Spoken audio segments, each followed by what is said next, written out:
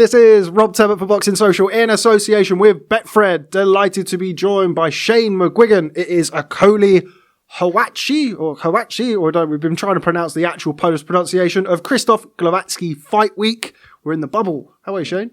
Yeah, good, thanks, mate. Nice to be in the bubble. Excited about Saturday night. Obviously got the three lads on, so buzzing, mate. Busy week for you. 3 fighters on the card, 3 out of 5 or 6 fights on the card. When it's like that, do you prefer that? Do you prefer kind of being busy? What kind of different obstacles does that throw up for a trainer when you're so busy on one card?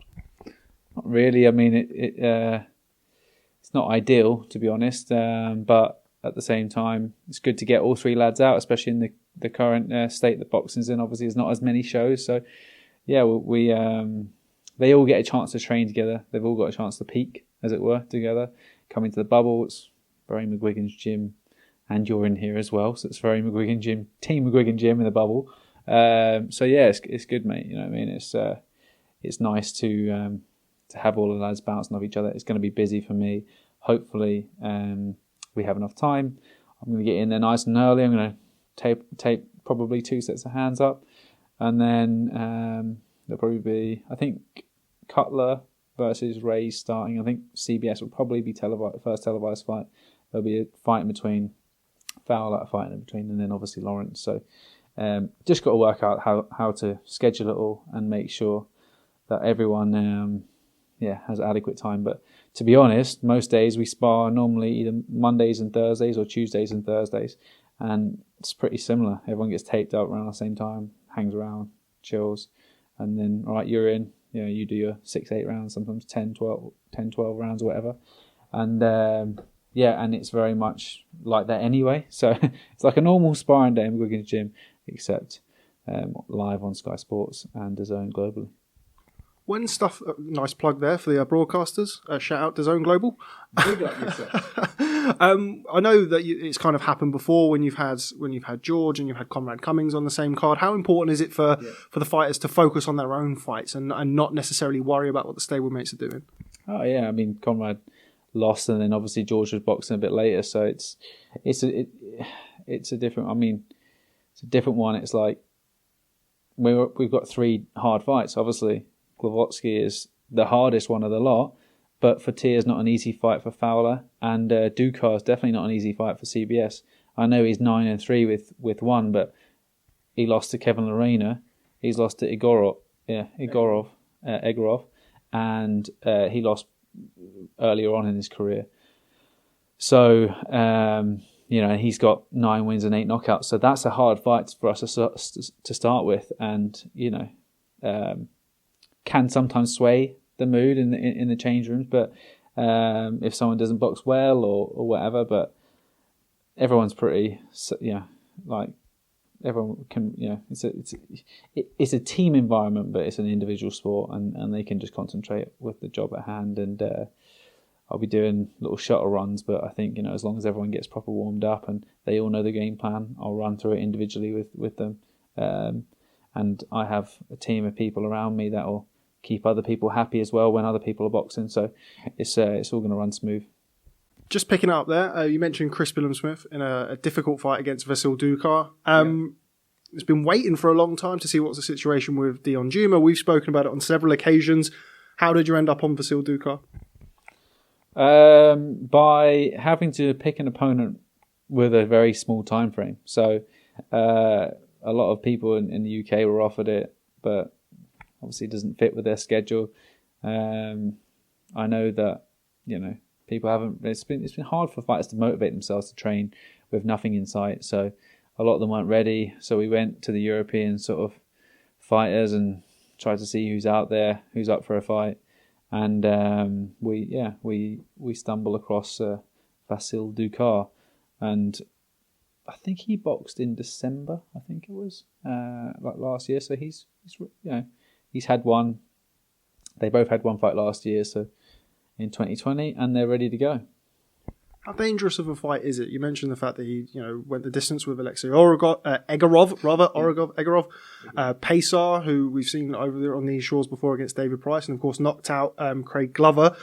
So he knocked him out in 3 rounds. How dangerous a fight is this, and how important is it for Chris to not be distracted by British title, potential European title fight against Tommy McCarthy down the line?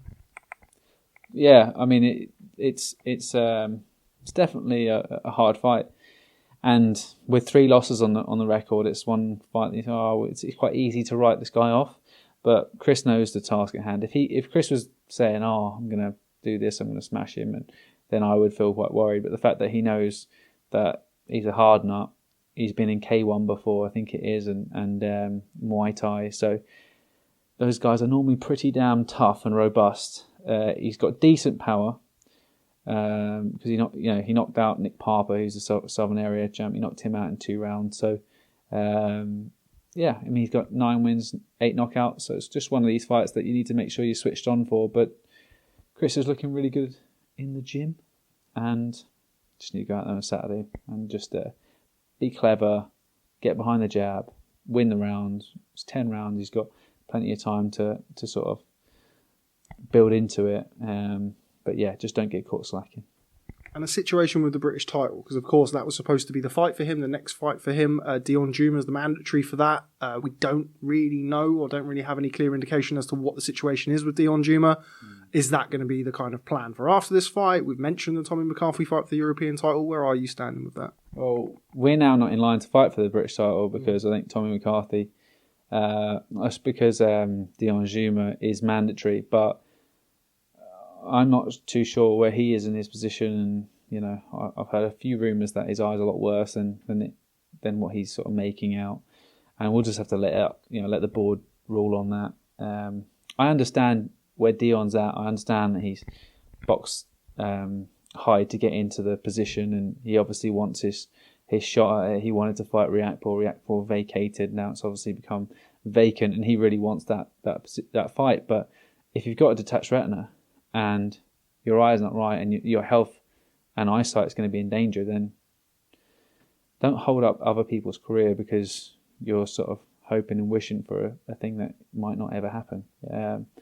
And I hope that his eye's okay, but I would hate for him to try and make up, risk it and go in and get severely damaged. So, but it would be nice for Chris to win a British title before going for the European. But Tommy McCarthy's a fight that was more than winnable fight, and it's a fight that we would definitely be going after. I think he's got an opponent now, but if the British title fight can't be made, I think we'll go straight for that. Moving on, you mentioned Anthony Fowler, boxing Fowler-Fortea. How difficult a fight is that for him? Of course, 154 pound domestically is really thriving. We saw Amo Williams, admittedly he's not a 154 pounder, but there's been back and forth with him. We saw him in action this past weekend. Where does a Fortea rank with kind of the domestic scene, and where does this lead for Anthony Fowler? Domestic, I think Fortea would be a hard fight for it. Ted Cheeseman wouldn't box him. The likes of Sam Magnuson definitely wouldn't be crying out to box Fortea. He's slippery. He's very skilled. So I think it's a step above British level, to be honest. I mean, I think he went 10 or 12 rounds with the IBF number 2 in his last fight. So, or not his last fight, the fight before the last, I think. So, he's IBF number 14, gets us into the IBF rankings. Anthony is he's ranked in all the other governing bodies, so this is the last one to get ourselves into. And with Charlo, he's got to hold 3 of the 4 belts, but it's very hard to keep governing bodies happy with your mandatories, as we know.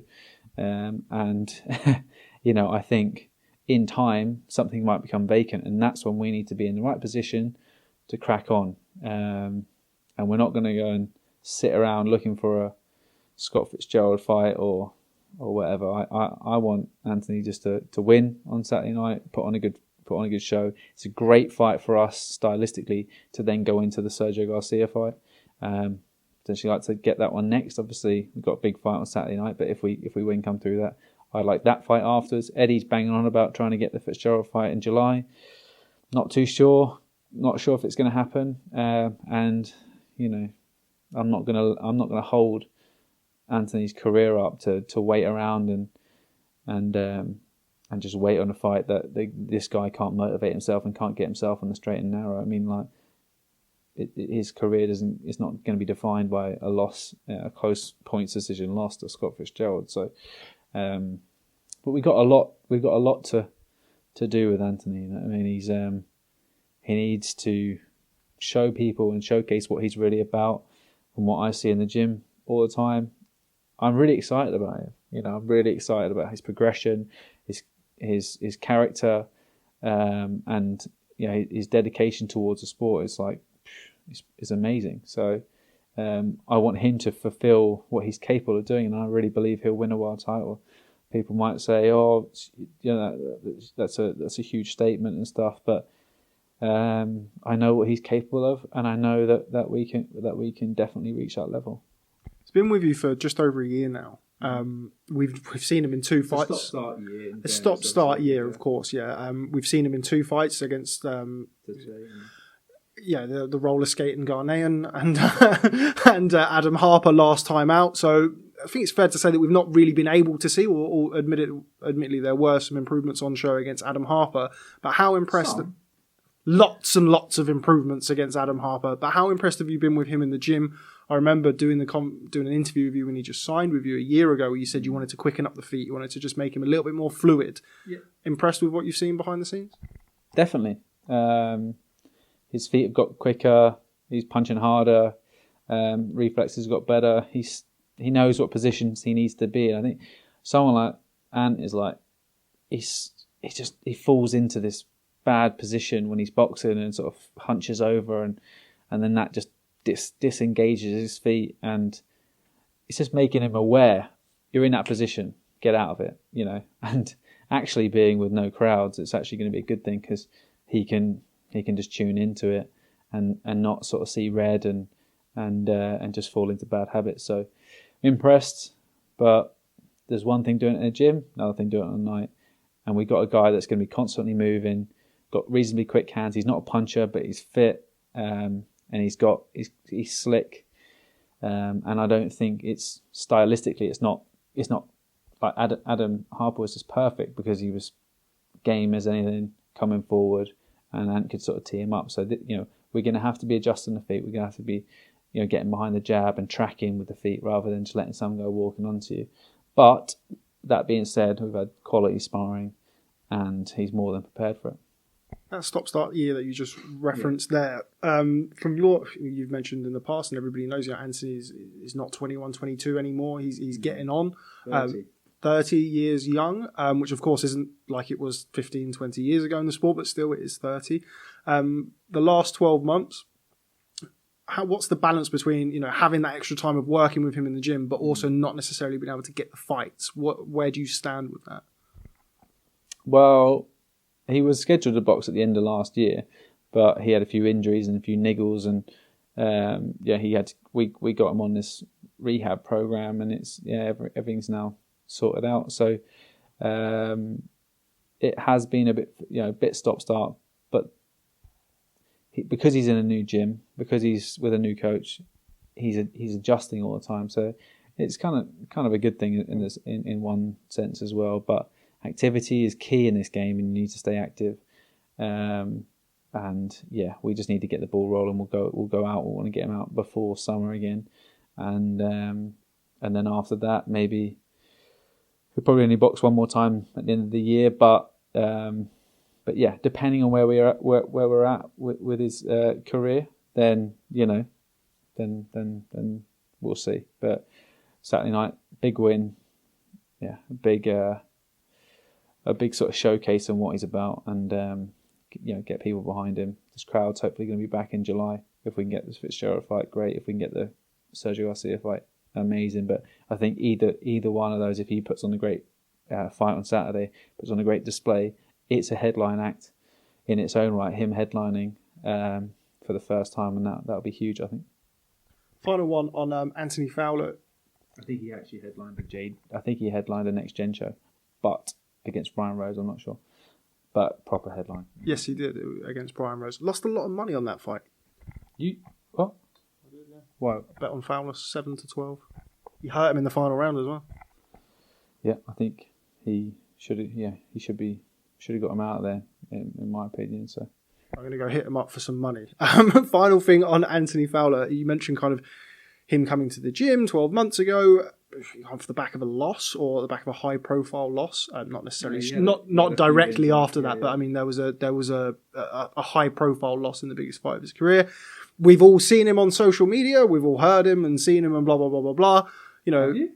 Yeah, once or twice. Not quite as active as I am sometimes, but anyway.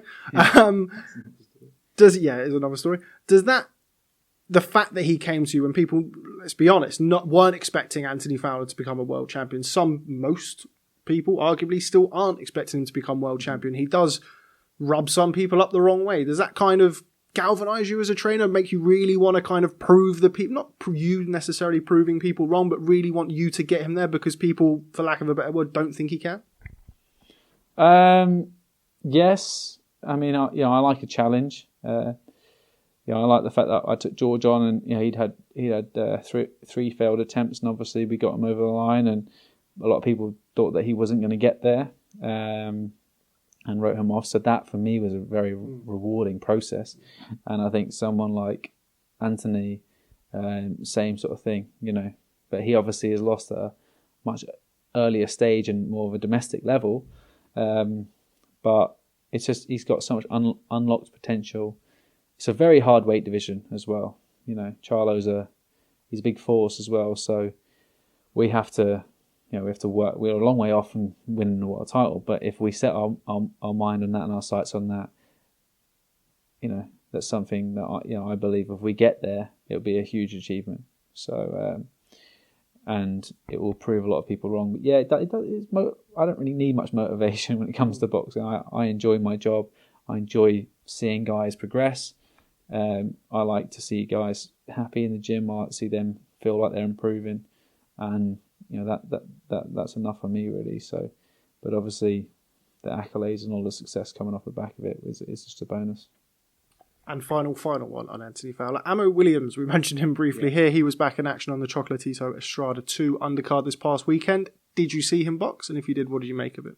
I saw him box. I mean, yeah, he's Douglas. Yeah. So Douglas. Sorry. George obviously stopped him. That was before when he was working with Paddy Fitzpatrick. But it was a good name. It was a good scout for him. Did I think he looked unbeatable? No. I mean, I thought wide open, punches short. Had him hurt a load of times, but went rushing in and flicking these silly little arm punches.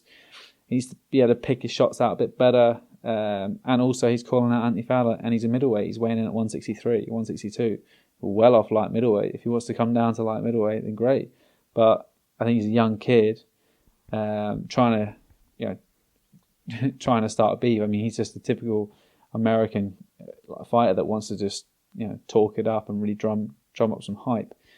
But if he starts coming down to 156, 155 for fights, he's obviously not making championship weight, but 163 is a long way off from 154. So he needs to get himself, figure out what weight category he wants to fight in.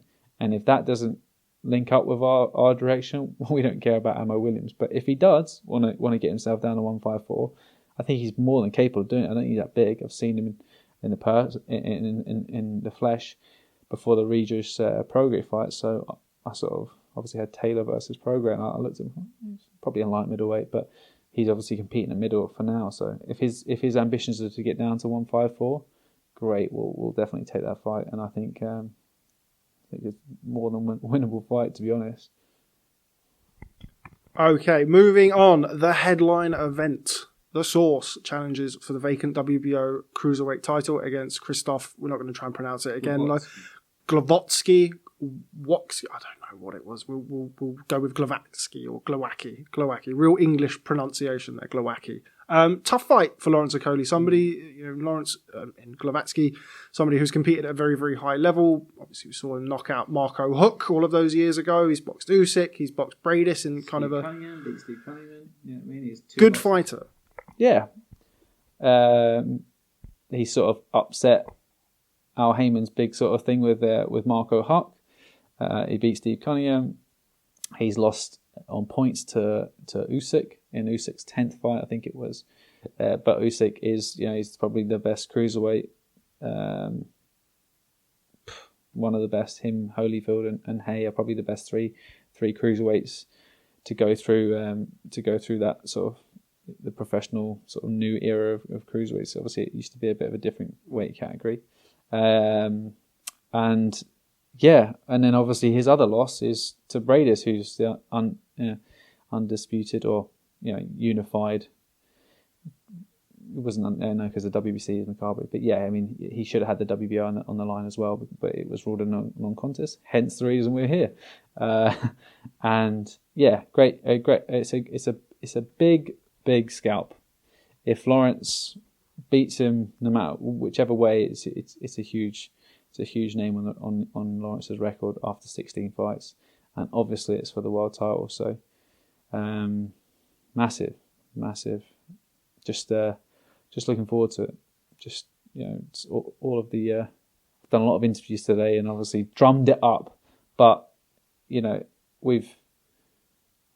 there's only so much sparring you can do. There's only so much preparation you can do. Lawrence has only showed really in that last performance what he's really capable of, and actually maintaining the distance, setting things up, not smothering his work. And he's always got the win up until now, but he's really coming in to fulfill his potential. Glowacki is going to be a very hard fight in terms of to stylistically look like, perfect, because he sits back, he makes you fall short, he wings big shots over the top, so you can't fall in, you can't throw out lazy shots, you can't hold that hand out. He's got his punches long, whips them over the top, and he can punch in either hand. He's got a decent right hook, big long left hook over the top as well. So it's not an easy fight, especially after 15 fights, and especially after being like your 40th contest as a professional and amateur boxer. It's a huge step up.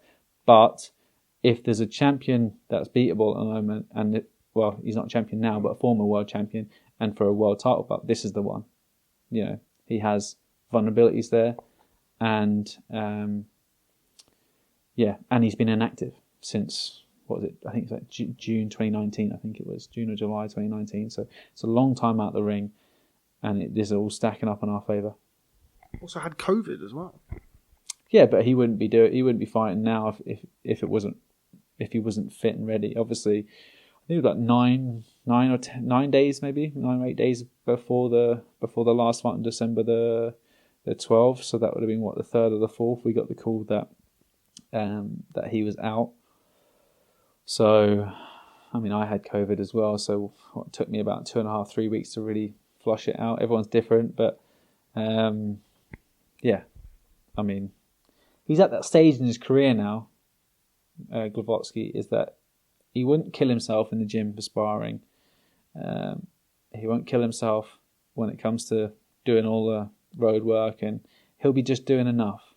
And with the inactivity and I believe potentially training within himself, to sort of go through the motions to get ready for a fight, it's not putting him in a perfect situation. Look, we had the same sort of thing with Luke out in Dallas. We didn't have a fight.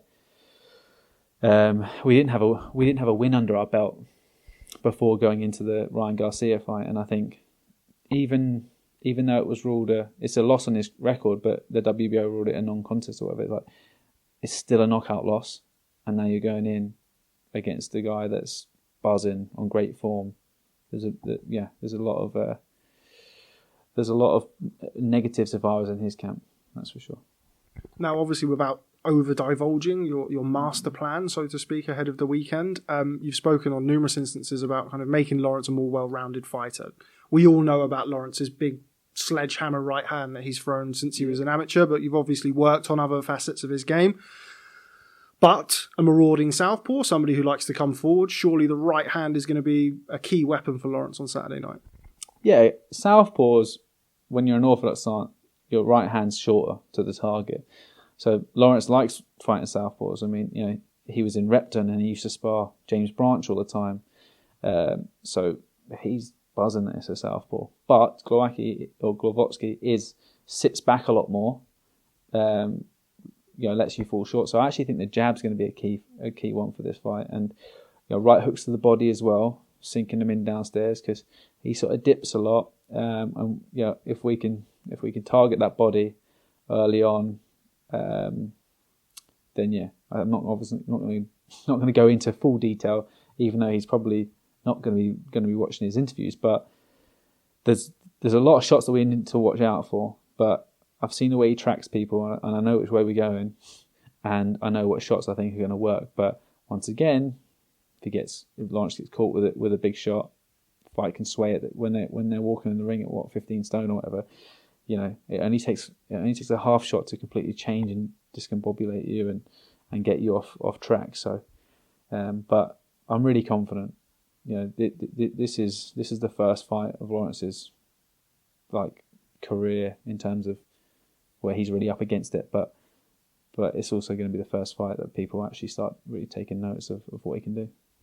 Now, as you know, I had Lawrence Okolie on the Boxing Social podcast recently. Everybody go watch it. It's on the Boxing Social YouTube channel, Spotify, Apple Podcasts. Please go check it out.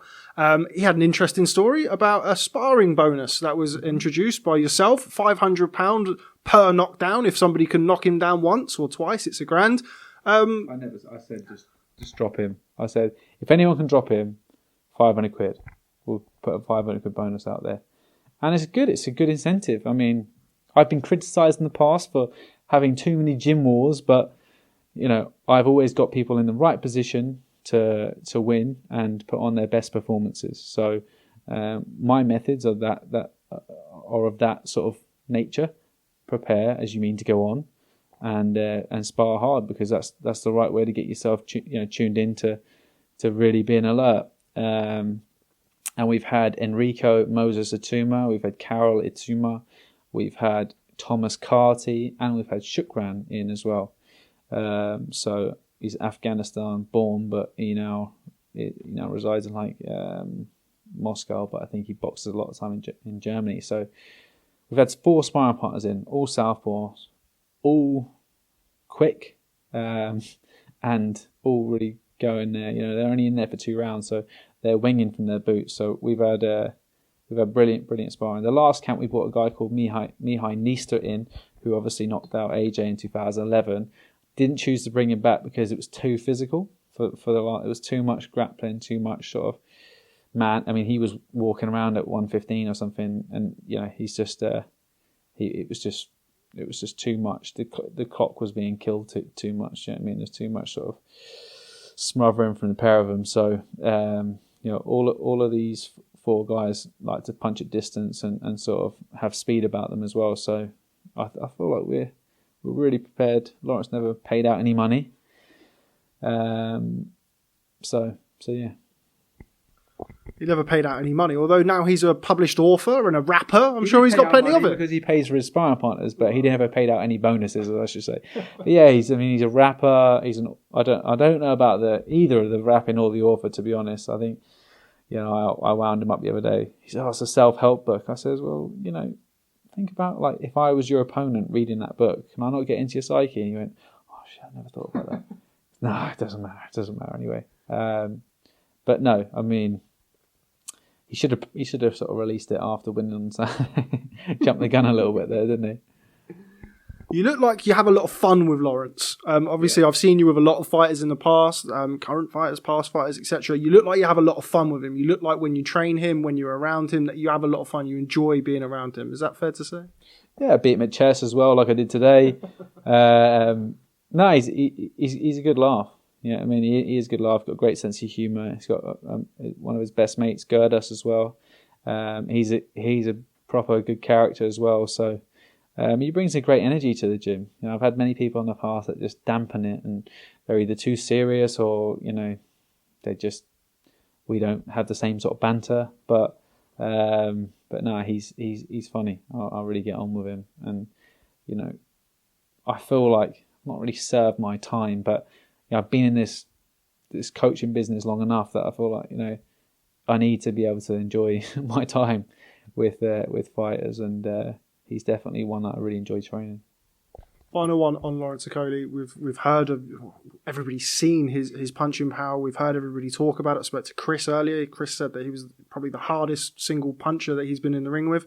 Where does Lawrence match up with, for example, David Haye? I know this is a question you've been asked before this week, but I'm going to ask it again. I put it out on my Instagram yesterday.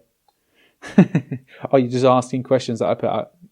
I've run out of things to ask you, I think. So I'm now taking your own questions and using them against you. Look, I got a David Haye that wasn't as athletic and as robust as he was when he was a cruiserweight and when he was sort of tearing through everybody at heavyweight. So it's hard to say. He'd just come off a major operation whenever I linked up with him. David's power gradually got better because David's power is generated from his speed. Was he as quick as he was when he was a cruiserweight? No. Was he as quick as he was when he boxed like Monty Barrett, Jean Ruiz?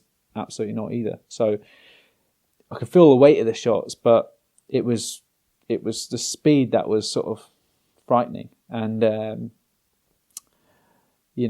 Lawrence is more of an attritional, heavy-handed, like thumpy power, and I believe I've really sped him up. So that's why I think he's actually probably surpassing all of the guys I've had on the pads. I've had one person on the pads, but I can't talk about that experience because we didn't end up working together. But he could bang as well. But I feel like Lawrence, yeah, he's consistent with his power. Maybe we'll tell that other story one day. Maybe.